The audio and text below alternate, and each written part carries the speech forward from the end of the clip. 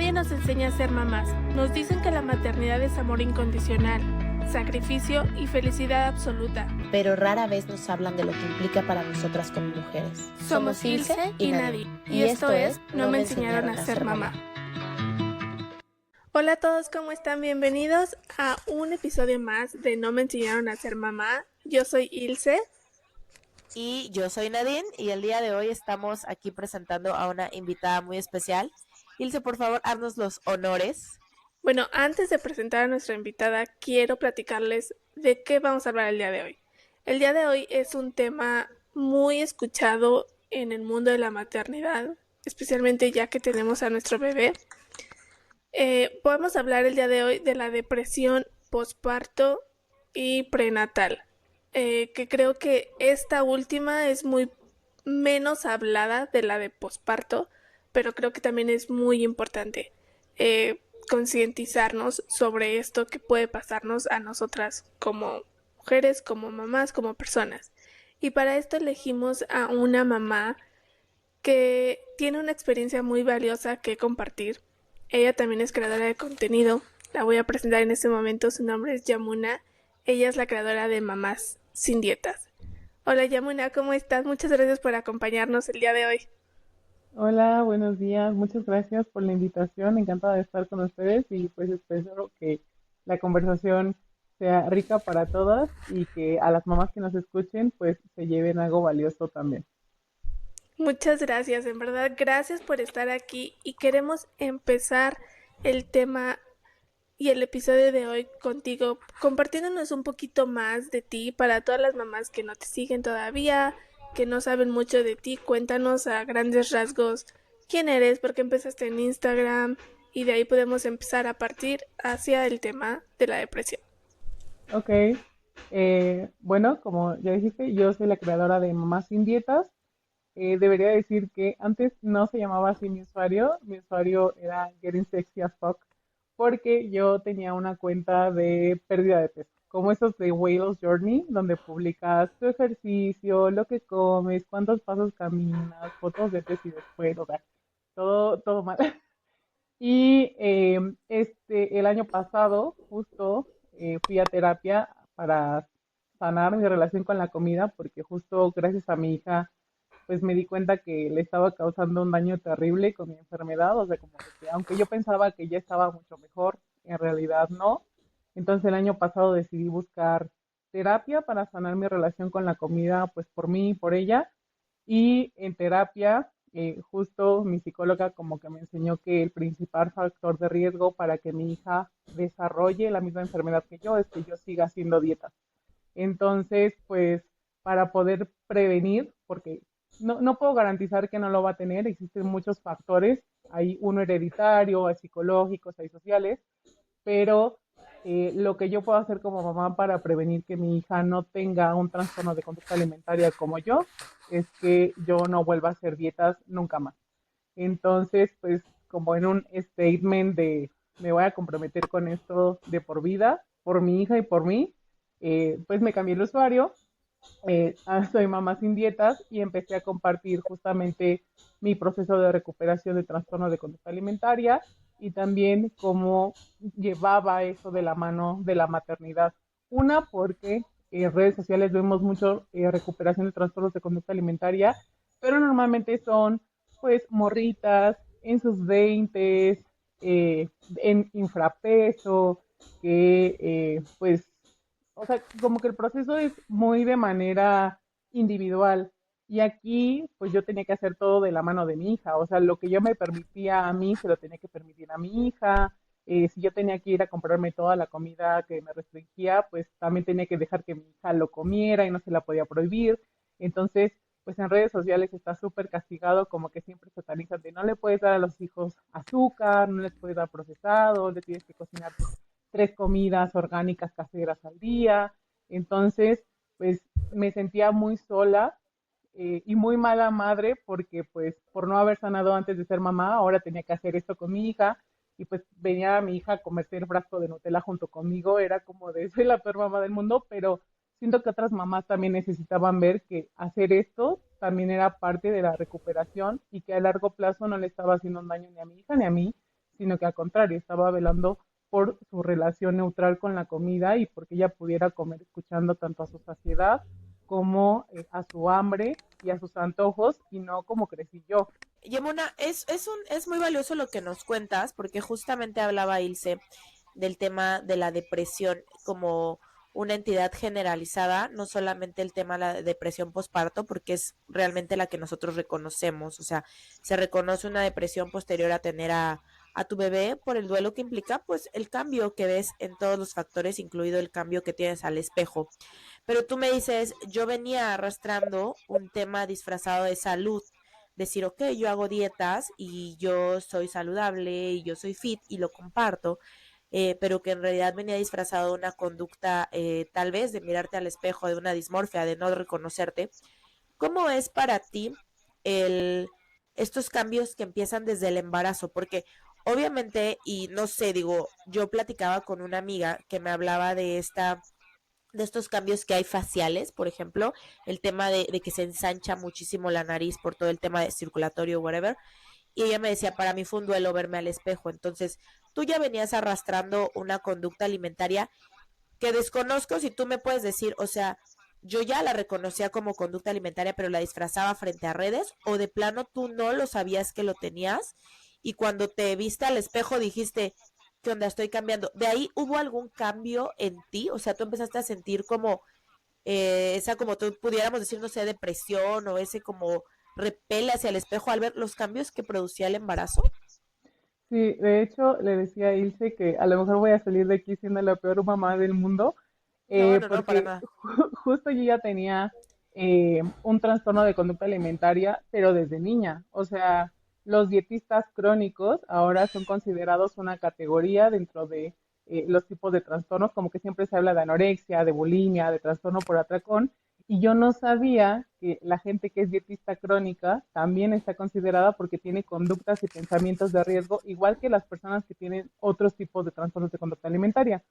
Entonces, yo compartí en redes como mi proceso de hacer las dietas y de resistir la necesidad de hacer atracones, o que cuando tuviera atracones, pues me levantara y lo volviera a hacer y no me dejara, y esta cosa de así de no rendirte. Y además siento que mucha gente conectaba con eso porque además les pasa, como que todo el mundo que tiene dietas tiene esta parte de romperlas y de comer y de sentir culpa y de ansiedad y luego volver a la dieta y así. Entonces, como que yo ya había estado relacionada con información sobre desórdenes alimenticios.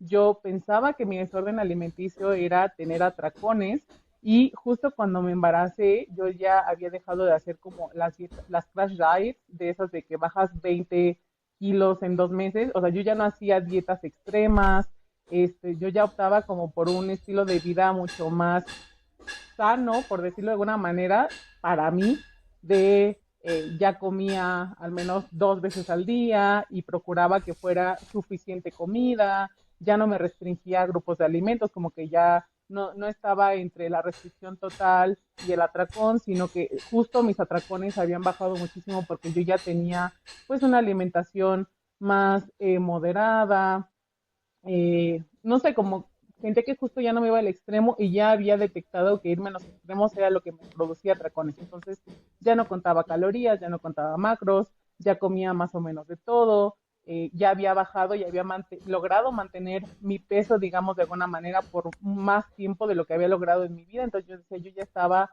mucho mejor con mi relación con la comida. Y cuando me embarazo, pues yo no estaba buscando embarazarme.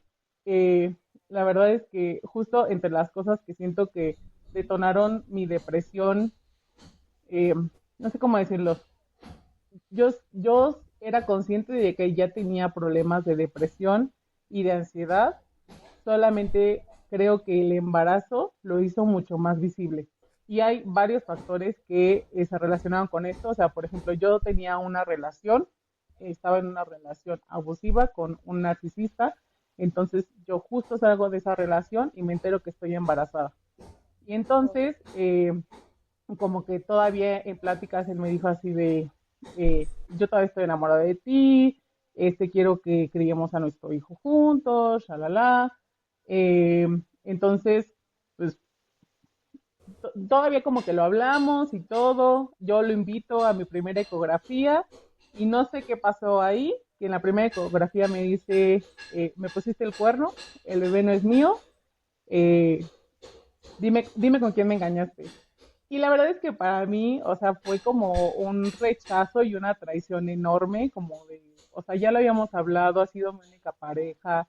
Él tenía como muchísima desconfianza por heridas como de su infancia y traumas de su familia, entonces como que jamás me esperé que me hiciera esto porque en todas las pláticas que habíamos tenido, él quería ser papá igual que yo, solamente no en este tiempo. E incluso embarazada, o sea, cuando me enteré que estaba embarazada, él me dice, sí lo vamos a tener y aunque no estemos juntos como pareja, vamos a terapia para que nos llevemos bien y hagamos lo mejor por el bebé. Entonces, cuando sale de esa y me dice eso, o sea, yo fui, saqué mis cosas ese mismo día de la casa y me mudé. Y nunca más volví a contactarlo, nada, yo lo bloqueé de todos lados. Eh, entonces, él me escribe, me publica en redes, en sus redes, con amigos, me manda correos, mensajes así de no estés diciendo que es mi hijo, no me vas a hacer de chivo los tamales, yo no sé con quién me engañaste, en Facebook así de a mí no me feliciten, ya luego sabrán quién es el papá y así. Entonces, para mí eso fue la primera cosa que yo sí me imaginaba ser mamá y una de las razones por la que en este momento acepté mi embarazo era porque, bueno, ya estoy más mentalmente sana y estable, según yo, ya tengo un trabajo, tengo una red de apoyo y lo principal era de, tengo un papá que sé que va a ser un papá para mi hija porque al menos en el tiempo que yo estuve en una relación con él se mostraba como una persona que quería ser un papá presente. Entonces, yo crecí sin papá, yo perdí a mi papá a los 12 años, entonces para mí era muy importante que si yo llegaba a tener un hijo, aunque no estuviera casada, le pudiera dar un papá o una figura paterna a mi hija. Entonces esa fue mi primera razón para tener el hijo, a pesar de todo lo demás. Entonces cuando me deja, pues mi primer balde de agua fría. Luego, a la semana, declaran el COVID. Mi bebé es bebé pandémica.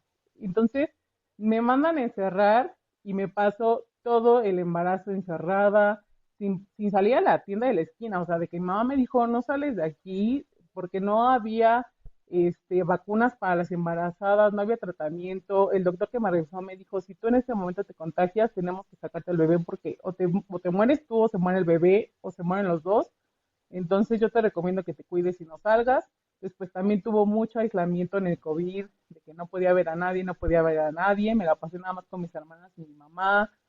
Eh, Se murieron familiares, obviamente, en ese periodo, y yo me sentía mucha culpa porque pues yo quería disfrutar mi embarazo, pero a la vez pues veía a mi mamá y todos llorando por el tío que se murió, que era, o sea, no sé, como que pasaban muchas cosas feas por la pandemia, todas las noticias de la gente muriéndose en el hospital, el decir de, güey, si te pasa algo, si te enfermas o lo que sea, no puedes correr a ningún lado porque te contagias, no sé, era muchísima presión y también como que yo ya lloraba de mi hija no va a abrazar a nadie, no va a besar a nadie, no va a salir de la casa, no va a ir a la escuela, no va a tener fiestas de cumpleaños, como que yo me Sí, imaginaba, o sea, en la pandemia no sabíamos qué iba a pasar, nadie sabía cuánto iba a durar, nadie sabía nada, entonces yo hablando con otras mamás que también son pandémicas, todas teníamos una ansiedad y una angustia terrible de qué habíamos hecho, en qué momento nos fuimos a embarazar, a qué mundo vamos a traer a nuestros hijos.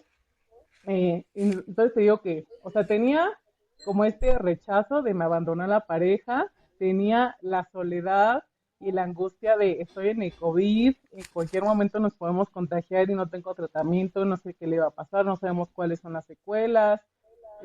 Obviamente el pasar por esta etapa sola, como que yo veía en redes así a las mamás con el papá acariciándole la pancita y hablándole y comprándole sus antojos, y luego otras planeando como su parto en agua, con el vato sosteniéndole la mano y así. Entonces, obviamente para las mamás solteras es súper duro ver que en redes sociales te pinten como esta maternidad romantizada y el embarazo acompañada y apapachada y que tú estés sola y además pues al menos para mí yo no quería vivir el duelo, o sea, yo no quería llorarle porque dije, ¿por qué le voy a llorar y por qué voy a dejar que mi bebé sienta este dolor que le causó él? O sea, me causa daño y le causa daño a él y mi bebé no se merece estar sintiendo. Entonces yo no me permití llorarle y creo que me lo guardé mucho tiempo pero pues obviamente a veces me ganaba y no podía evitarlo y estaba, o sea, como esta culpa de, güey, ¿por qué le elegiste un mal papá? Porque además, ah, a mí me parece súper tóxico estos mensajes y estos videos que vemos en redes de elige bien al papá de tus hijos o aquí a las 11 de la mañana tomándome mi Starbucks después de hacer pilates porque elegí bien al papá de mis hijos, ¿sabes? Es como, a ver, Eso, las, es- perdón que te interrumpa, pero lo que a mí también me molesta mucho y Nadine ya me ha escuchado tantas veces decir esto, pero ¿por qué recae en la mujer la responsabilidad de que un hombre no está cumpliendo con su parte del trato? O sea, ¿por qué? Y me molesta más cuando yo lanzo algo así y en especial mujeres y mamás que te digan, es que tú no elegiste bien. ¿Tú crees que si yo hubiera sabido que este hombre iba a ser así, lo hubiera elegido? Uno, no. Y dos, no es mi responsabilidad ver que un hombre no está cumpliendo con su parte del trato. O sea, la sociedad tiene muy castigada a la mujer en esta, bueno, en una de tantas circunstancias que te digan que es por tu culpa que tu esposo no está cumpliendo como papá o como pareja. Como por... Otra cosa de qué preocuparnos, ya no es suficiente tener 20,000 cosas en la cabeza, ahora resulta que nosotros también tenemos que ver al futuro y ver, hacer no sé, un estudio de nuestro esposo desde antes de todos los traumas emocionales que puedan derivar en si va a ser un buen papá Pero o no, ¿no? aparte Y no es garantía. es imposible saber Sí, claro. ¿cómo vas a ser tú de mamá? Yo digo, y lo dije en un episodio antes, todos somos los papás perfectos y tenemos los hijos perfectos en nuestra cabeza antes de serlo. Pero ya cuando entras en este mundo es como, tú no eres la mamá que esperabas ser y tu hijo no va a ser el hijo que tú esperabas. O sea, muchas cosas cambian. Y tanto la maternidad como la paternidad yo creo que transforman a las personas. Entonces, así como vas cambiando y vas creciendo y van cambiando tus gustos, van cambiando tus prioridades, porque la vida es así, cambia. Cuando te conviertes en mamá y en papá es lo mismo. Tú no sabes cómo vas a ser cuando llegues a ese punto de ser mamá. Igual para el papá. Tú puedes decir, yo veía que él quería ser un papá participativo pues en esa relación, en nuestra familia, pero la situación se presentó así. Era algo que tú no podías prever, ni eres medium ni psíquica para saber el futuro. O sea, como para decir, ay, y si tú hubieras sabido, obviamente no hubieras estado con él. O sea, es tanta, es tan ilógico lo que la gente cree que las mamás tenemos o las mujeres tenemos la culpa de, de lo que hacen los hombres. O sea, no. Yamuna, yo quiero hacerte una pregunta, porque fíjate que estos días he estado viendo una serie que se llama Mate, no sé si alguien la ha visto. Sí.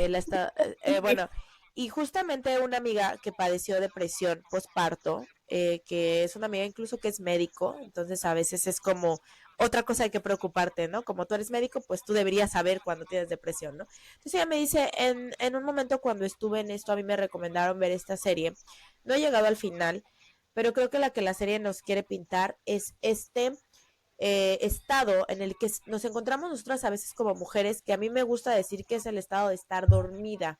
Creo que muchas cosas pasan en nuestra cabeza y en nuestras vidas, como dices tú, y nosotras estamos dormidas al proceso, ¿no? O sea, tú dices, yo me embarazo y pretendo formar una familia, pues, tradicional, feliz, y resulta que me pasa esto, y a la par el COVID, y a la par yo venía ya teniendo como una imagen saludable, y de repente siento que puede pasar esa parte de nos dormimos en el proceso y solo estás viendo la vida pasar y hasta qué momento, ¿no? Porque a veces, como dice Ilse, no reconocemos esta depresión que se da en el embarazo justamente porque hay tantos síntomas, porque hay tantas veces que tienes sueño, entonces, pues es normal, ¿no? Pero en realidad, ¿hasta qué punto estoy deprimida? Tú estabas en ese como mute de tu vida, en ese dices tú, yo no quería hacer duelo por esta persona, pero lo estabas viviendo, o si estabas consciente, decías, yo estoy deprimida, esto me está pasando algo. Es que mira, es muy curioso porque la depresión y los trastornos de conducta alimentaria tienen una alta tasa de comorbilidad. Es decir, es muy Sí, común que claro. aparezcan los dos. Entonces, creo que el 70% de las personas que tienen un trastorno de conducta alimentaria tienen depresión y tienen síntomas súper parecidos. Entonces, por ejemplo, la inestabilidad emocional, la irritabilidad, este, esta como desinterés, el desgano, la desmotivación, estos pensamientos como de culpa y estarte, o sea, como que es muy común que tengan las dos cosas en común las Perdón que te personas. interrumpa, ¿ya los traías? O sea, tú ya eso ya te venía pasando antes del Sí, embarazo. te Mm. digo que yo ya había ido como a terapia, el problema es que no fui a la terapia adecuada y en la terapia como que sí me ayudaron a salir de la relación tóxica, luego regresé unos meses y ahí me quedé, o sea, luego la gente cuando me escucha decir, pero ¿por qué hiciste eso? Yo ya había salido de ahí, ya me había tomado un año, el vato regresó, así decir, quiero formar una familia contigo, yo te amo, ya los dos tomamos nuestro tiempo separados, somos otras personas, ya cambiamos, vamos a intentarlo, entonces yo dije, mira, para no quitarme la piedrita, para no quedarme con esta espinita por el resto de mi vida, vamos a intentarlo una vez más. Yo regresé, vi que tenía las mismas conductas de manipulación, de narcisismo y así, dije, ¿sabes qué? Esto es para mí, va, y entonces me entero que estoy embarazada. Pero yo ya había ido a terapia y fui a terapia porque el güey me dijo, tienes un tema, ve para que podamos estar juntos. Yo fui a terapia y en terapia me ayudaron a salir de la relación tóxica. O sea, me dijeron, el güey te está manipulando, salte de ahí y salí.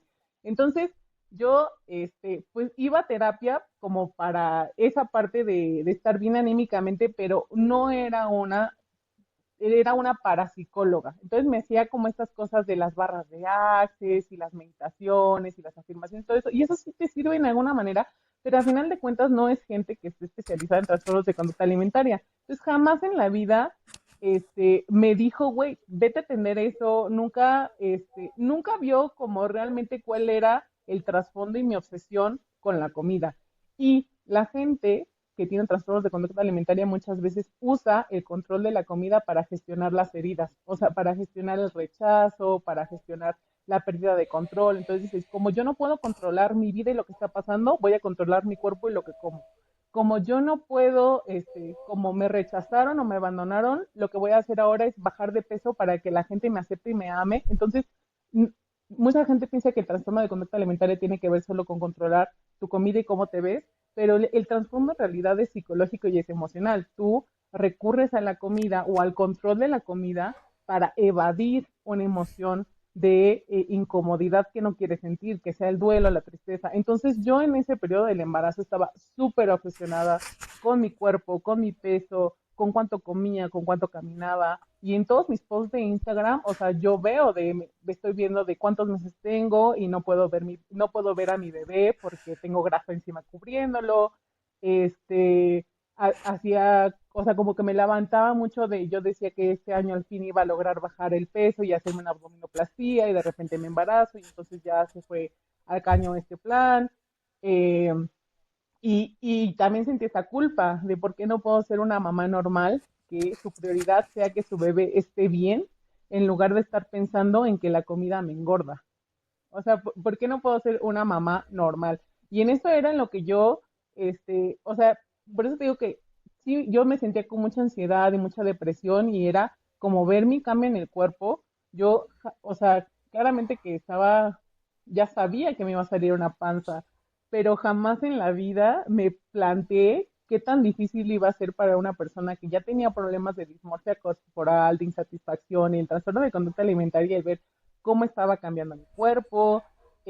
También tenía muchísimos problemas porque pues yo vivo en una familia muy gordofóbica, donde todo, ¿cómo decirlo? Curiosamente somos una familia donde hay muchas personas gordas, pero todas viven obsesionadas con no ser gordas y con criticar a los gordos. Entonces, eh, yo sufrí muchísimo, primero porque fui con una doctora y la doctora me dijo, yo te tengo que hacer bajar de 10 kilos antes de que cumpla 6 meses porque después ya no puedo hacer que bajes de peso y si no vas a terminar muy gorda. Entonces, para evitar que llegues tan gorda, vamos a enfocarnos los 6 meses en que hagas una dieta restrictiva. Entonces, yo dije, o sea, yo estoy yendo a nutrición porque quiero garantizar que mi bebé reciba todos los nutrientes, que no tenga deficiencias, y me sale esta nutrióloga quitándome los carbohidratos y dándome una dieta restrictiva. Dije, vale, o sea, yo ya sé que eso me genera atracones y además me genera ansiedad, entonces esto no es para mí. Busqué otra nutrióloga, la otra nutrióloga, la verdad es que es un amor, fue la primera como que me quitó el miedo de ir con un nutriólogo, que me dijo, yo no te voy a regañar por lo que comiste, no te voy a regañar por no seguir el plan alimenticio al pie de la letra, no te voy a regañar por tu peso.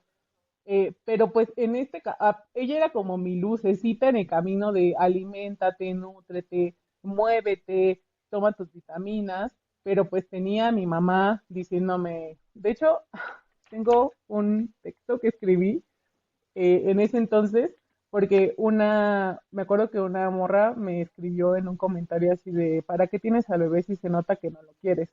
Entonces yo le escribí, amo a mi bebé, solo desearía poder dejarle eh, una mejor vida. O sea, desearía que cuando ella llegara a mi vida, yo ya fuera una mamá mentalmente sana, libre de mi trastorno de conducta alimentaria y de la depresión. Desearía poder ver a mi pancita y pensar, wow, qué bonita, en lugar de estar pensando en que engordé. Desearía poder cumplir mis antojos del embarazo sin pensar, esto me va a engordar. Desearía ir a mis consultas médicas sin tener miedo de que el doctor me regañen por haber subido de peso o que me diga que estoy poniendo en riesgo la vida de mi bebé y la mía por no poder controlarme, este, que no tenga el constante recordatorio de mi mamá que me regañaba así de yo subí 30 kilos en el embarazo, ¿acaso quieres subir lo mismo que yo o qué estás haciendo? ¿Sabes? Como de, había además muchísima culpa de por qué no puedo ser esta mamá eh, idealizada que veo en las redes sociales, que está feliz por su embarazo y disfrutando su maternidad y disfrutando ver crecer a su pancita y yo estoy aquí con muchísima ansiedad por ver cambiar mi cuerpo, muchísima culpa porque no puedo ni siquiera controlar esto. O sea, yo sí decía, ¿qué voy a hacer? O sea, ¿qué voy a hacer cuando tenga a mi hija y yo siga con esta enfermedad? Porque yo no quiero que mi hija me vea pesándome diario en la báscula o diciéndome cosas frente al espejo o saltándome las comidas o diciendo de esto ya me engordó porque yo sé que le voy a hacer un daño a ella. Y entonces, además en redes sociales vemos todo el tiempo como este mensaje de todo el mundo estaría dispuesto a morir por sus hijos, pero tú estarías dispuesto a vivir por ellos, estarías dispuesto a cambiar tus hábitos, a ser más saludable. Entonces, ese speech todo el tiempo deja de lado la salud mental. O sea, como que todo el tiempo refuerzan de tú tienes que ser una mamá fit, que tenga una relación sana con la comida. Y sana siempre viene en esto de que comas balanceado, que mantengas un peso estable, que hagas ejercicio, pero nunca hablan de la obsesión con estar en un tipo de cuerpo. Entonces, existe mucha presión estética en las mamás embarazadas que cuando ya tienen o sea, además de que les pueden ayudar, detonar un trastorno de conducta alimentaria y mucha más ansiedad y depresión con todos los cambios de su cuerpo, de esto de ver no sé si a ustedes les pasó, no sé si ustedes lo tuvieron, pero ver estos vientres perfectos, que, no, que es la pancita así ideal que ves en redes sociales. Yo decía, o sea, yo tengo miedo de tomarme fotos y me da vergüenza y me siento culpable de que me dé vergüenza mostrar mi pancita como las demás embarazadas porque yo tengo exceso de piel, porque yo soy una mamá gorda. Entonces, yo era como, hasta que te dé vergüenza mostrar tu pancita como las otras mamás te hace sentir muchísima culpa. Y siento que la gente no visualiza el daño que te hacen con sus comentarios porque pues yo todo el embarazo me la pasé escuchando cosas de ya no puedes subir de peso, cuídate, un tío, o sea, me hizo llorar porque yo gané 27 kilos en el embarazo y recuerdo que vine de una consulta y vio mi receta médica y dijo, o sea, este peso es tuyo, el bebé va a pesar 3 kilos y todo lo demás eres tú engordando. Entonces, que me dijeran eso a mí me hacía llorar, o sea, me tomaba fotos del embarazo y mamá me decía, te ves gorda, y era como, estoy intentando disfrutar Es mi que embarazo. todo lo que estás diciendo es como factor tras factor tras factor de por qué tuviste depresión. Aquí mi pregunta sería, ¿tú sabías que esta depresión era por el embarazo, pero al mismo tiempo también venía por todo lo que nos estás contando, los trastornos y todo esto? O sea, mi pregunta es, ¿a qué nivel tú sabías que podían ser tus hormonas, que podían, sabes? Porque creo que ahorita lo que estás diciendo de yo quería ver mi panza de esta manera, yo también te puedo decir que yo entré al embarazo, mi primer embarazo, con el miedo de, como dices, de ponerme así súper gorda, porque era la expectativa que yo tenía antes de embarazarme. Yo me acuerdo que mi mamá me decía, es que yo nunca hice panza, yo nada más engordé, engordé, engordé. Entonces yo decía, a mí me va a pasar lo mismo. Y yo tenía miedo a que eso me pasara. De hecho, en mis dos embarazos tuve diabetes gestacional. Y aquí que me la detectaron, por el miedo, yo no lo hacía ya tanto por el bebé o por mí. O sea, sí estaba consciente de que les podía hacer daño, de que no quería pasarles esa diabetes, porque me dijeron, es que si no te cuidas, el bebé puede nacer con diabetes y no sé qué. Pero también yo lo empecé a hacer como porque no quiero engordar, ¿no? Entonces esa parte me preocupó y, y creo que es eso, o sea, venimos con ciertas expectativas también ya desde que estamos embarazadas, que eso también puede influir mucho en tu estado de ánimo. A mí una cosa que me pasó estando embarazada fue que yo, como dices, yo tenía mucha ansiedad y tenía mucho miedo de salir a la calle. O sea, yo no sabía por qué me estaba pasando eso. Y aquí era otra cosa de, pero ¿por qué me siento así? Si estoy embarazada, si voy a tener un bebé, debería ser todo feliz y contento y wow, pero yo lloraba. Y aquí otra pregunta que te quiero hacer es, con todos estos factores que incrementaron la depresión, ¿alguna vez te arrepentiste de estar embarazada? Sí, muchas veces. O sea, yo, si algún día ve esto mi hija, yo espero que sepa que la amo con todo mi corazón y si la tuve es por algo. Pero claro, o sea, yo dije que hice, sobre todo, y como dicen, yo creo que por eso se habla más de la depresión postparto que la prenatal, pero es porque en el postparto, al menos para mí fue como un balde de agua fría. O sea, yo a las 3 de la mañana, sin haber dormido, cuidando a mi hija llorando, después de días sin dormir, sola, yo dije, ¿qué hice? O sea, esto es para toda mi vida y de verdad voy a ser responsable de otro ser vivo por el resto de mi vida. Como que ya lo sabes, estás embarazada, pero nunca realmente lo visualizas y no sabes de en qué magnitud va a cambiar tu vida hasta que ya tienes al bebé. Entonces, yo, yo me culpaba mucho por las condiciones en las que acepté ser mamá. O sea, lo pude haber prevenido, no sé, pero yo tenía muy claro cuando me embaracé que este bebé tenía que nacer. Como que yo dije, por algo nació. Una de las razones por las que el vato no creía que fuera su hijo era porque él tenía infertilidad. O sea, ya lo habíamos platicado de si algún día queremos tener hijos, pues vamos a tener que tener un tratamiento. Entonces, cuando me embarazo, dije, güey, esto es un milagro. Y en nuestra religión, porque practicábamos otra religión del hinduismo, entonces todas las almas tienen como una razón de ser. Yo dije, este bebé tiene algo que cumplir en esta vida y por eso me eligió. Y también me eligió con mis enfermedades y con lo que sea, pero porque pues también algo tenía que aprender y el embarazo me enseñó muchísimo. El embarazo y la maternidad aprendí, este, o sea, a verme con otros ojos, a ver con otros ojos mi cuerpo, a ver con otros ojos mi peso, a ver con otros ojos la comida, a dejar de criticarlo tanto y decir, tu cuerpo está formando una vida, te salvó de morirte en el parto, te ayudó a recuperarte rápido, te ayudó a darle a tu hijo lactancia, o sea, ni de alguna manera siento que el parto, mi embarazo y mi parto me hicieron ser conscientes de todas las cosas que traía arrastrando y que yo creía que no eran tan importantes, entre ellas mi salud mental, porque siempre como que obviamente el foco de atención en mi vida era sobre cómo estaba yo físicamente y nunca me cuestioné, o sea, y siempre pensaba que cuando yo bajara de peso todo lo demás iba a solucionar, o sea, como que lograr mi peso ideal era la pastillita mágica que iba a hacer que todos mis demás problemas se solucionaran, que ya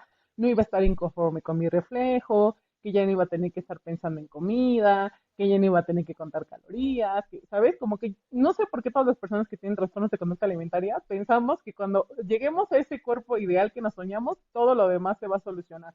Entonces, nunca le presté atención a mi salud mental hasta que me convertí en mamá. Cuando me Pero convertí en oye, mamá, ¿y durante el embarazo buscaste ayuda para tu salud mental? No. no. Y ¿Por qué eso, crees que no buscaste ayuda? fíjate que no lo sé. O sea, yo iba antes con esta terapeuta Y la terapeuta me dijo, yo no trabajo con madres embarazadas porque puedo provocar un aborto, entonces ahorita no lo voy a hacer. Y la verdad es que yo justo ahora me cuestiono por qué dejé pasar tanto tiempo.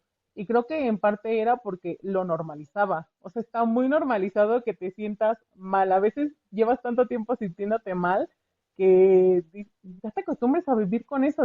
Dices, bueno, me siento mal, pero trabajo, entrego mis cosas, me hago responsable, me las arreglo para salir a caminar, comer bien, entonces no estoy tan mal. Y en ese momento además tenía como muchas cosas en las cuales enfocarme, como que sentía que me distraían de lo que tenía que hacer, pero me lo he preguntado mucho, me he preguntado por qué no buscaba ayuda. Ahora siento que a veces simplemente la gente está acostumbrada a sufrir y lo normalizan y ya hasta que de plano tocan fondo dicen, ¿sabes qué? Esto no está bien. Yo en realidad, y esto también es algo que digo con mucha pena, hasta hasta noviembre del año antepasado, yo yo ya de nuevo había caído en mi trastorno de conducta alimentaria, no en sí, ya había vuelto a recaer, eh, y en esta recaída, así, fue la primera vez en mi vida que tuve una idea suicida. Yo ya, o sea, me quiero tirar del edificio en este momento. Y obviamente no lo hice, aquí estoy, pero no lo hice porque dije, yo no puedo dejar a mi hija sola. Y me preocupé porque dije, claro que yo en mi vida pasada, o sea, había dicho, ya no quiero seguir con esto, ya es insoportable, ya no quiero estar aquí, pero así como tal de que yo tuviera una idea concreta de cómo me quiero matar y en qué momento me quiero matar y así de, ya quiero que se acabe, nunca me había pasado hasta entonces. Y fue cuando dije, sabes que esto ya no está bien. Eh, También me pasó otra cosa que es que mi hija entró al kinder y en el kinder, pues ella y yo éramos lacto-vegetarianas por la religión, pero como tenía trastornos de conducta alimentaria todavía, no me había dado cuenta de cómo mi obsesión se había camuflajeado en este nuevo estilo de vida y a mi hija le prohibía comer cualquier cosa que tuviera algo de animal. Entonces, no podía comer bombones, no podía comer gomitas, no podía comer gelatina, no podía comer salchicha, no podía comer jamón. Y obviamente todo el mundo me decía, el pediatra, el nutriólogo, todo el mundo me decía, cuando ella entra al kinder, va a comer. Y yo, no, no lo va a hacer porque va a entender de dónde viene la carne y por qué son los animales. Y ya, yo no, yo sé que mi hija no lo va a hacer. Y en el kinder llega mi hija y me dice, mamá, yo quiero comer un pescadito azul como el que me enseñó la maestra en el kinder, porque les enseñan el plato de buen comer y viene el pescadito azul y les cantan la canción a medida de que yo me como una patita de pollo y la. Entonces llegó mi hija y me dijo, mamá, yo quiero comer. Y me dijo mi hermana que el fin de semana que se ha venido con ellas, mi hija se había escondido para comer carne. O sea, sí, y yo justo cuando me dijo eso así, la peor mamá del mundo, la peor mamá del mundo. Dije, tanto, o sea, según tú te estás esforzando por sanar tu relación con la comida, para que tu hija no repita lo mismo, e inconscientemente ahí estás generándole exactamente lo mismo que te hicieron a ti. A lo mejor a mí, como era una niña gorda, me lo hacían con prohibirme, no sé, los dulces, o los helados, o los procesados, o el azúcar, o el refresco, pero a mi hija era con la carne, o sea, mi hija podía comer desde chica yo le dije, o sea, de todo menos carne. Entonces, la carne se volvió su alimento prohibido. Y cuando llega mi hermana y me dice, tu hija se escondió para comer barbacoa y te quiere decir que la dejes comer carne, dije, ya, hasta aquí llegó, yo ya no puedo con esto. Y fue cuando busqué ayuda. Le estabas diciendo, te interrumpí, ya lo estabas diciendo, eso fue lo que te detonó a buscar ayuda, o sea, el ver, decir, bueno, ya esto se lo estoy pasando de alguna forma a mi hija. Ella ¿cómo lo tomaba? ¿Qué edad tenía? Dices que iba a entrar al kinder apenas. Tenía tres. ¿Y tú cómo viviste ese proceso, Yamuna? Porque digo, yo creo que la fase del posparto, del recién nacido, es muy difícil. O sea, entonces tú me vienes diciendo, yo ya traía una cuestión, primero de la pareja y luego de la familia. Me dice, o sea, venía de una familia gordofóbica con la que tuve que encerrarme por lo menos los 2 primeros años, porque dices, mi bebé es pandemial, entonces por lo menos fueron 2 años de Dos eso. años. Ujú. Pero tú, o sea, porque tú dices, ok, era esto que yo veía afuera, pero ¿cómo hacías? O sea, ¿qué era que decías? me queda claro que las mujeres tenemos una fuerza sobrenatural para reponernos, pero ¿cómo fue este proceso antes de que dijeras voy a buscar ayuda? Es que te digo que mi hija me viene a enseñar cosas porque mi hija nace y yo llevo 2 meses sin dormir. De no dormir, nada, nada, nada, nada. O sea, mi hija lloraba toda la noche, mi mamá me dijo, es que le estás matando con la lactancia, no tienes leche, no sabe, o sea, ¿sabes? Mi mamá era mamá de fórmula, entonces cuando yo dije yo voy a lactar, pues mi mamá no sabía nada de eso y le daba mucho miedo y decía, es que no está comiendo porque está llorando, porque sigue teniendo hambre, algo no está bien, la vas a matar. Tuvimos muchos pleitos por eso. Yo estaba además, o sea, no sé si saben que es como esa ira posparto, o sea, yo llevaba tantos días sin dormir que de verdad odiaba ser mamá, odiaba cuidar a mi hija. Ya Ujú. en mi cumpleaños lo único que quise es de cuiden a mi hija para que duerma. Y yo me sentía horrible de que literal le llegué a gritar a mi bebé recién nacido de ya cállate y duérmete porque ya no podía. Y buscando información, voy a dar con que mi hija tiene alergia a la proteína de leche de vaca.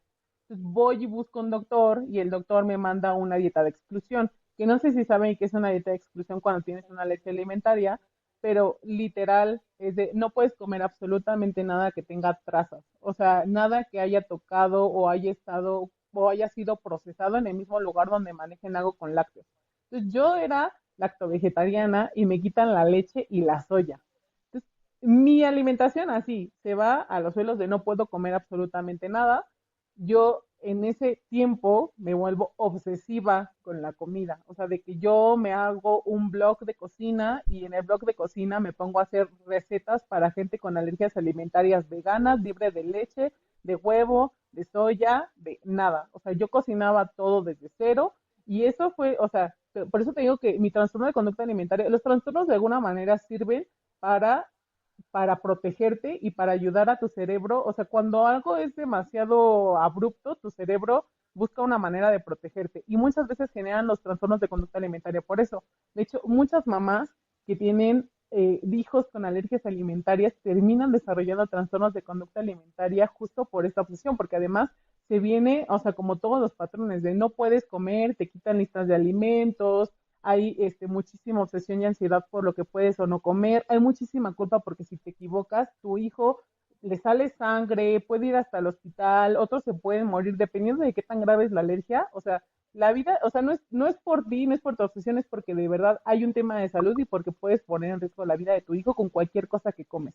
Entonces, literal, son un montón de factores de riesgo para las personas que tienen trastornos de conducta alimentaria y te dicen, vete a grupos de apoyo, psicólogos, chats, grupos de Facebook de mamás con las alergias, entre ellas se hacen como listas de alimentos de cuáles son seguros, mandan correos a las empresas para preguntar qué pueden comer o no. Entonces yo en ese periodo estuve 1 año y medio obsesionada con la comida y mi TCA de alguna manera me protegió porque pues si no yo me hubiera vuelto loca.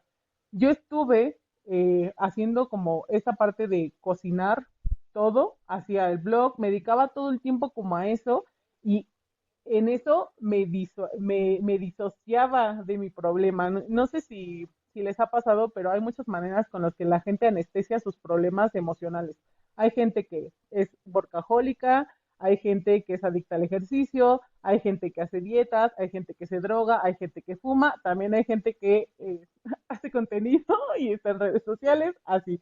Hay muchas maneras en las cuales la gente intenta lidiar con sus emociones en lugar de atenderlas y para mí el mío fue la cocina, o sea, de yo me obsesioné con la cocina y con cocinar absolutamente todo lo que hacía con mi hija. Entonces, cuando mi hija supera la alergia y me dicen, ya puedes comer lácteos y cosas que tienen lácteos, dije, el mundo se me abrió. Pero además fue la primera vez que dije, yo no voy a volver a hacer una dieta por un tema de vanidad, cuando ya sé que hay gente que tiene que vivir a dieta y dietas súper estrictas por un tema de salud. Entonces ese fue como mi primer paso para sanar. Yo ahí dejé las básculas, dejé de pesarme, dejé de verme en el espejo, dejé de hacer dietas estrictas, dije yo voy a comer escuchando a mi cuerpo porque ya empezaba a hablar como de alimentación intuitiva y eso, y poco a poco según yo ya estaba bien, porque era vegetariana, pero justo era una vegetariana que comía pizza, que hacía panqués, que hacía muffins, entonces yo sentía que yo ya estaba muy curada y que no tenía una alimentación restrictiva ni para mí ni para mi hija.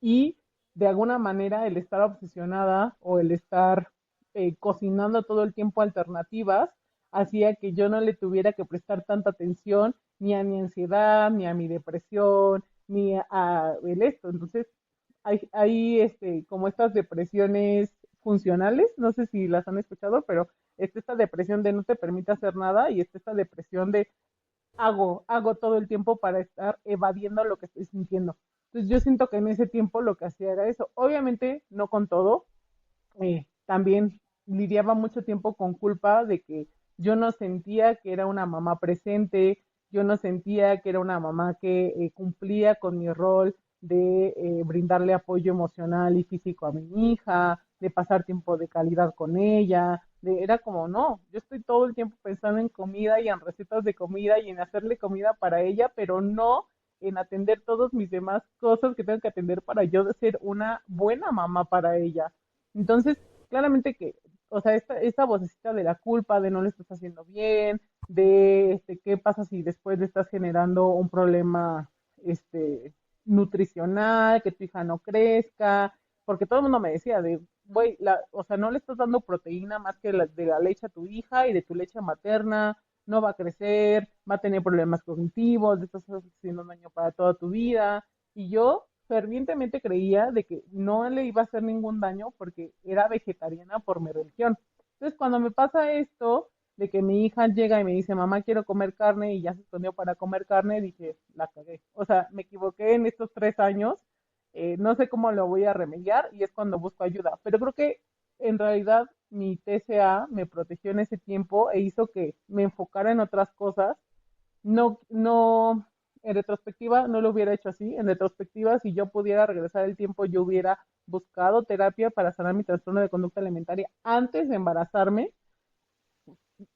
Yo no recomiendo a ninguna mamá, o bueno, a ninguna mujer, si puede evitarlo, yo no le recomiendo ser mamá teniendo un trastorno de conducta alimentaria y depresión, porque hace mucho más difícil todo. O sea, hace mucho más difícil levantarte de la cama, hace mucho más difícil cepillarte los dientes y cepillarle los dientes al niño, hace mucho más difícil hacerle 3 comidas al día y hacerle 3 comidas al día al niño, hace mucho más difícil sentarte a comer enfrente de él y tener patrones o una relación sana con la alimentación, hace mucho más difícil todo. Y creo que en mi caso, además, como pues soy mamá soltera, me enfrentaba como a la triple carga, o sea, de no solamente tengo que ver por mis problemas de salud mental, tengo que satisfacer todas las necesidades de otro ser humano y hacerlo por mi cuenta en un sistema que no está hecho para que las mujeres sean solteras. Cada día son más mamás monoparentales y el problema justo no es que las mamás sean solteras o no, el problema es que vivimos en una estructura que no está hecho para los hogares monoparentales, o sea, le exigen a la mamá que cumpla con una jornada completa, donde además no ganan lo mismo que ganan los hombres por el mismo trabajo y además se tienen que hacer cargo de todas las labores del hogar y satisfacer todas las necesidades de los niños cuando no tienen una red de apoyo ni un Estado que las apoye para que puedan cumplir con ellas, ni económicamente, ni psicológicamente, ni, o sea, en realidad las mamás solteras no tienen apoyo para maternar.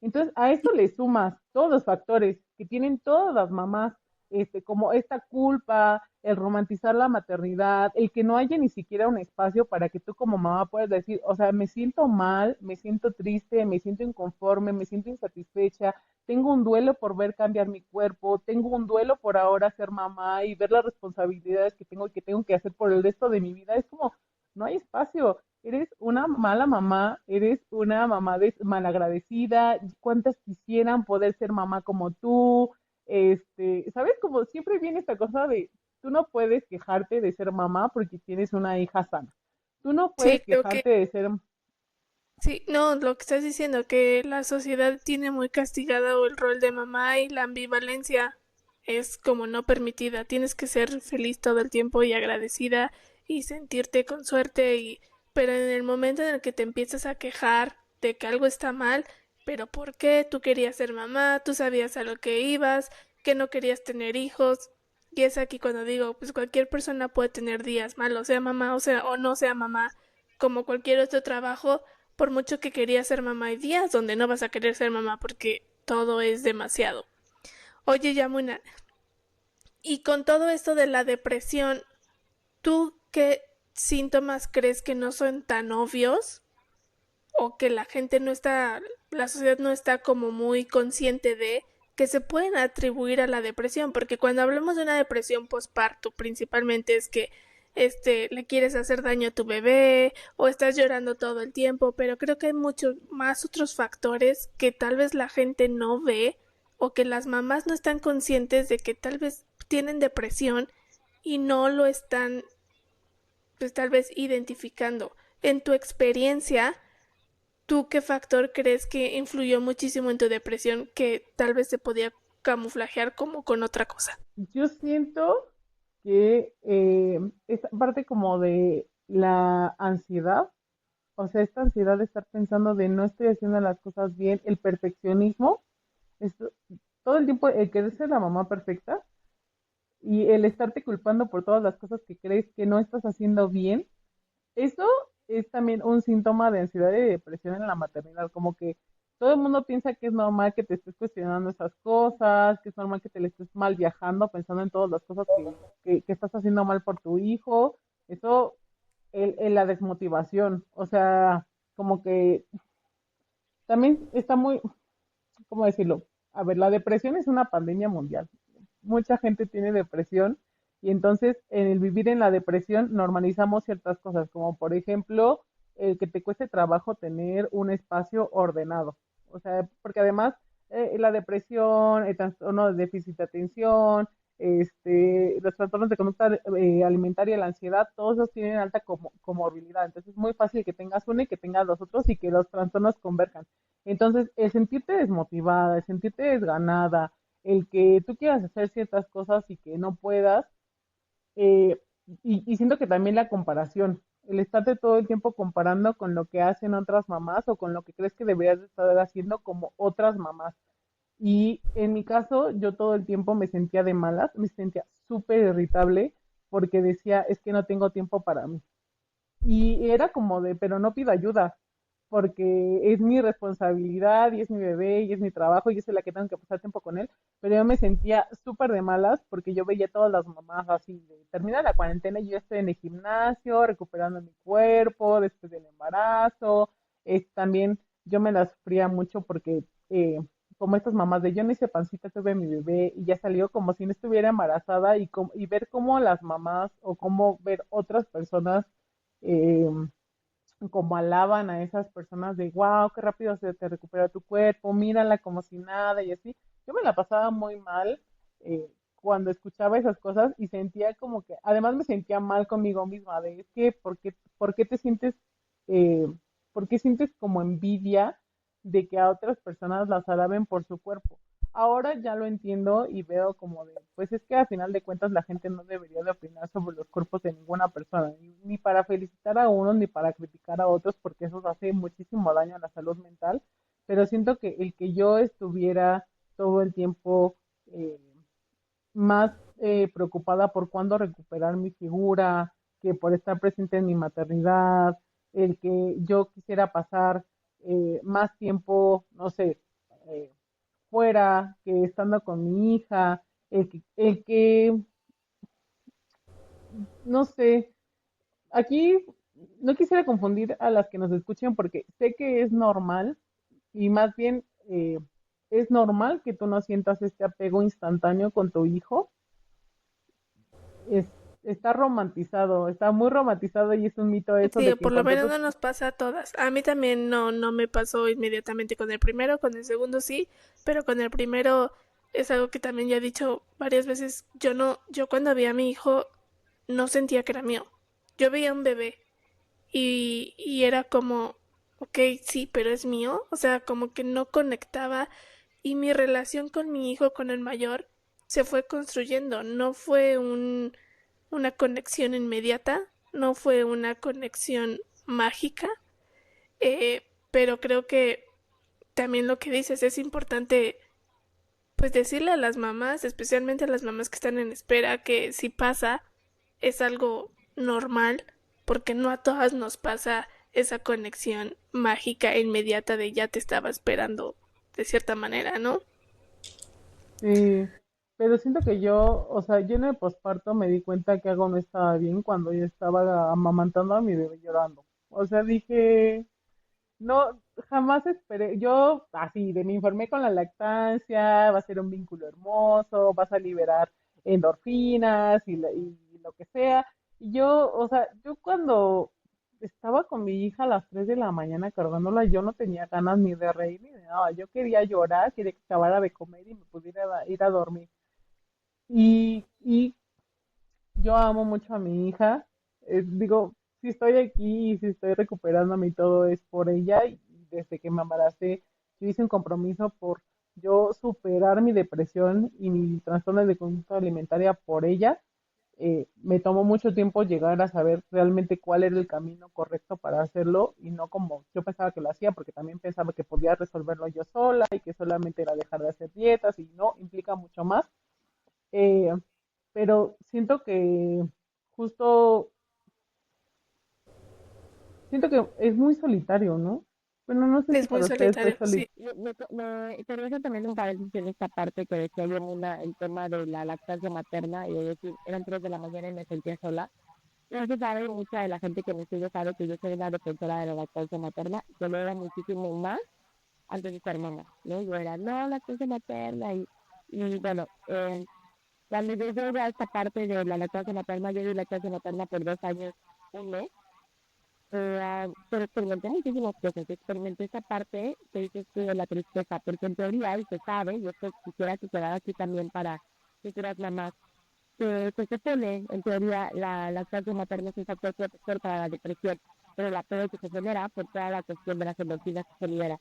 Sin embargo, es un servicio tan solitario, es un proceso a veces tan señalado, que tal vez no como tal la depresión que yo digo, bueno, la lactancia materna me está causando depresión, sino toda la presión que hay detrás de esa lactancia materna, ¿no? Es decir, yo tengo que estar dando lo mejor a mi hija, tengo que estar disponible, aunque esté con todo el sueño del mundo a las 3 de la mañana para darle. El tema de traerte la leche es muy solitario, estar sentada en una máquina que está haciendo pum, pum, pum, que quiere, es muy solitario, entonces creo que esto es muy importante para las futuras mamás y para las mamás que están pasando por esto. La lactancia materna sí previene la depresión, pero hay que estar bien emocionalmente para poder ofrecer una lactancia materna de calidad.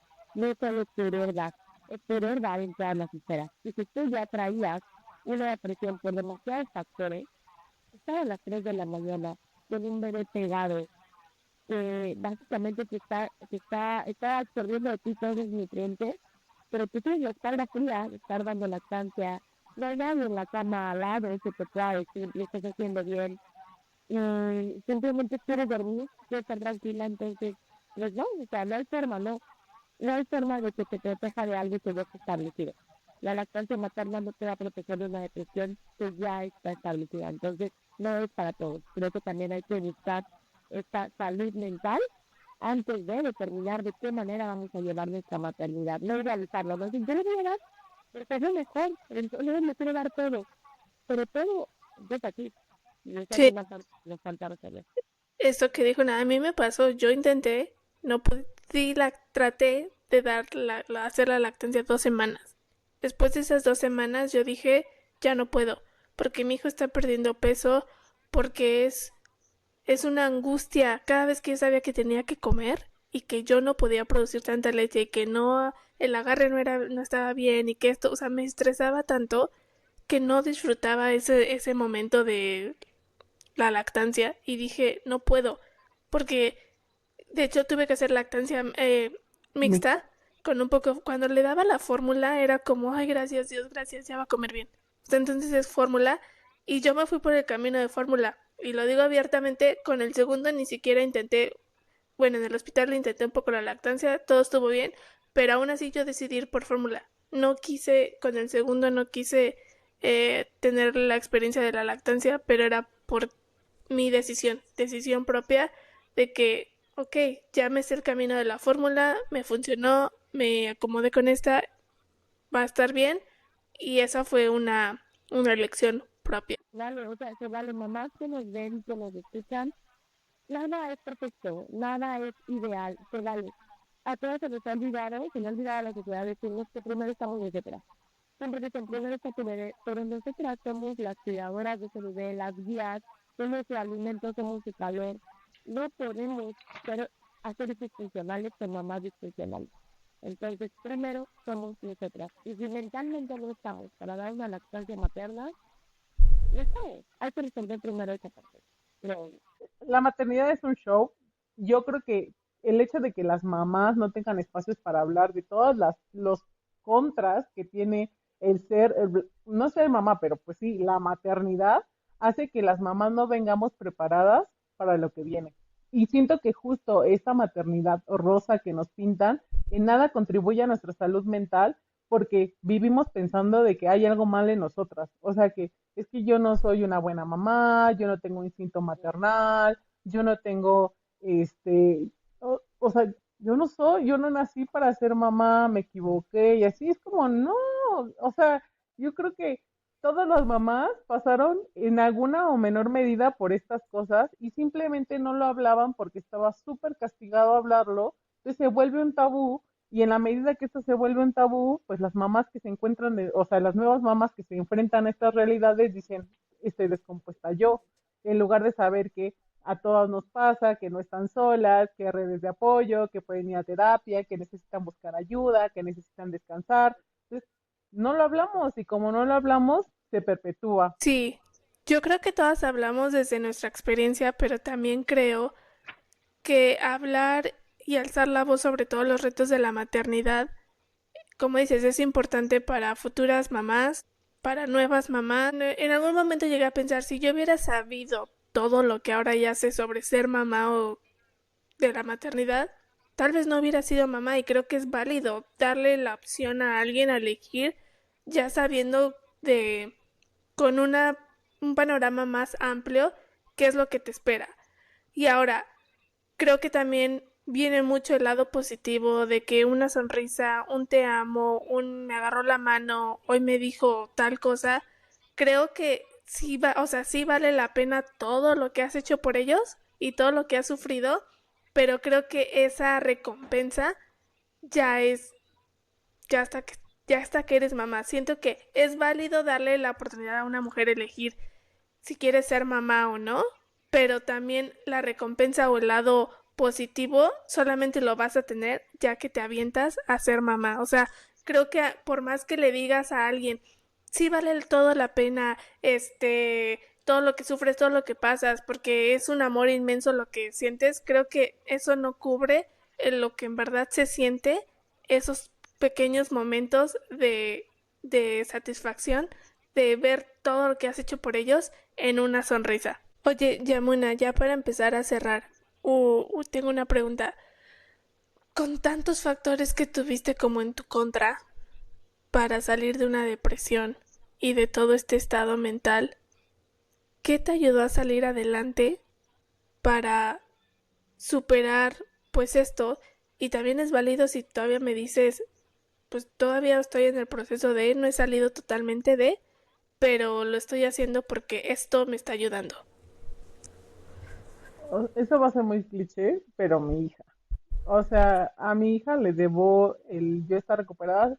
Lo he pensado mucho y siento que si yo no hubiera tenido a mi hija, a lo mejor yo hubiera podido seguir con mi trastorno de conducta alimentaria y la depresión y la ansiedad que van de la mano durante mucho tiempo, porque además hay un momento en el cual se hace sostenible. Como de, pues sí lo tengo, pero no me la paso tan mal, ¿sabes? O sea, te engaña tu TCA y te mantienes ahí muchos años. Hay gente que lo tiene por años, hay gente que lo tiene, sabe que lo tiene y dice, pero pues yo aquí, o sea, estoy bien o no estoy tan mal, entonces aquí me mantengo porque es más seguro que el cambio.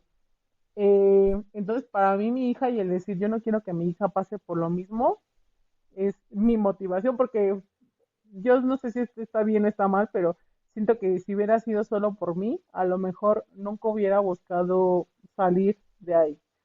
Entonces, pues en cierta parte es como lo que agradezco a la maternidad. Mi hija fue mi mayor motivación para buscar ayuda. Yo no me he recuperado. De hecho, justamente curarte de un trastorno de conducta alimentaria toma años. O sea, más si le tuviste 20 años como yo, te toma años quitarte como todas esas conductas. Pero ahora que ya, o sea, como que se han quitado, la depresión ahí sigue. O sea, ya no tengo mis conductas de riesgo, pero el problema de la depresión ahí está y justamente ahora tengo como un problema de presión baja y justo me dijeron como que puede estar relacionado con la depresión, que tenga síntomas de depresión, eso baja mi presión y yo simplemente solo me había enfocado como en trastornos de conducta alimentaria y asumí que en cuanto se fue el trastorno de conducta alimentaria, la depresión se iba a ir por consiguiente y pues no es así, se fue el trastorno, pero al parecer el trastorno había aparecido para protegerme de una depresión, entonces pues mi problema de depresión sigue y es algo que tengo que atender ahora con terapia. Eh, También es importante decir que no todos los psicólogos te pueden ayudar a salir de estos problemas. Hay muchísimos psicólogos, hay muchísimas terapias que te venden en internet, que te prometen sanar estas cosas y al final de cuentas no son personas especializadas y te terminan enfermando más porque no atienden la causa de la raíz, no te diagnostican bien o incluso te promueven las mismas conductas de riesgo. Hay gente que te dice que te ayudan a sanar trastornos de conducta alimentaria y perder peso o atender obesidad, lo cual no se puede hacer. Entonces, pues sí, siento que yo todavía estoy en el proceso. Creo que ahora tengo muchas más herramientas para identificar qué tipo de terapia necesito y qué tipo de ayuda necesito para salir del problema de lo que tenía antes. Antes solo iba como una terapeuta cualquiera y pues eso no me iba a servir. El ir a conseguir una terapia que sea adecuada para ti y el tener una red de apoyo. O sea, yo ahora me mudé de nuevo a casa de mi mamá. Si viste el video, me mudé de nuevo a casa de mi mamá porque perdí mi empleo, pero también porque ya para mí era insostenible. O sea, era insostenible vivir sola con mi hija, hacerme cargo del trabajo, de las labores del hogar, estar todo el tiempo maternando 24/7 yo sola con mi hija. Me la pasaba mal. O sea, siento que ni siquiera estaba para ella, ni siquiera estaba para mí y para mí, el que las personas se busquen una red de apoyo y de verdad, o sea, pidan ayuda de, necesito una hora para mí, cuídame de la niña en lo que camino, en lo que medito, en lo que hago algo para mí como individuo y no como mamá, es algo que necesitan absolutamente todas las mamás por su salud mental. Nada más recordarles a todas las mamás que nos ven que Yamila dijo algo muy importante. Este es un podcast en el que ofrecemos opiniones y ofrecemos testimonios de muchas mujeres que antes que cualquier cosa somos mamás, tenemos diferentes profesiones. Es recordarles a todas que siempre es muy importante que todo lo que es el embarazo, incluso antes de pensar en embarazarte, cuando yo estoy haciendo una planificación familiar, siempre lo lleves de la mano con un médico. Y que también se vale tener diferentes opiniones, que si un médico, un psicólogo no te convence, puedas cambiar y puedas buscar que se adapta más a tus necesidades. Muy importante que se trate de profesionales, ya hay muchísimas corrientes que nos ayudan, como dice Yamena, en el tema sobre todo de la salud mental, pero es un tema que no hay que tomar a la ligera. Sobre todo también, y ahorita que estamos hablando de la depresión en el embarazo y la depresión postparto, en este tema hay dos vías en las que tenemos nosotros que salir adelante. Entonces, hay que cuidar las personas en que ponemos pues nuestra salud mental. Entonces, siempre vayan con profesionales. La salud mental de una mamá es muy importante y la salud pues en general debe ser muy importante. Siempre que una mamá se embaraza, no solamente es ir con el ginecólogo, es ir con el nutriólogo, es ir con el dentista, es ir con el psicólogo y hay una red de apoyo impresionante que muchas mamás ya lo saben, pero de esa forma trabaja el sistema de salud o debería de trabajar de manera correcta. Entonces, para todas las que nos ven, así es como debemos de llegar, de tratar de llevarlo. Este es un testimonio muy importante porque a veces es difícil hablar, luego es difícil porque justamente la maternidad debe ser rosa. La es en muchas partes, pero también muchas otras tiene colores más oscuros. Entonces, pues, eh, no sé, hay que buscar siempre ayuda. La última pregunta que le hacemos a todas las mamás en el podcast, Yamuna, si tú, basado en tu experiencia de ser mamá y en tu experiencia sobre la depresión, si tú pudieras dejarle un post-it a una mamá que está pasando por lo mismo, así escribirlo y ponérselo en su refri, ¿qué diría ese post-it? Tu salud mental es prioridad porque una mamá que está sana puede criar a un hijo sano. O sea, yo sé que también debemos de reconocer que la salud mental lamentablemente no es algo a lo que tengan acceso todas las personas, es un privilegio y en realidad para combatir la depresión, lo que tendríamos que hacer es combatir este sistema de opresión y este sistema de injusticia que hace que ciertas personas no puedan acceder ni a salud, ni a condiciones dignas de trabajo, ni a estabilidad laboral, ni a un techo, porque se ha demostrado que todas esas condiciones de vida influyen mucho más en tu salud física y mental que todo lo demás. Entonces, creo que en una parte hay que ver que es la salud mental, el tener acceso a la salud mental es un privilegio al que no todos van a tener acceso, que tenemos que poner también nuestro granito de arena para demandar que todas las mamás puedan acceder a este sistema de atención integral y que sea de calidad, porque pues no es algo que, o sea, siento que es algo que el Estado sí debería de cumplir. Apenas ahora el Estado tiene un proyecto para abordar la salud mental de una manera integral, pero es algo que está en pañales, o sea, como que hasta ahora el paradigma de salud era de yo te reviso cómo es a nivel físico, pero el tema de la depresión, de la ansiedad, no, ni siquiera se tocaba. Y tan es así que es un tabú para nuestros abuelos y para nuestros papás.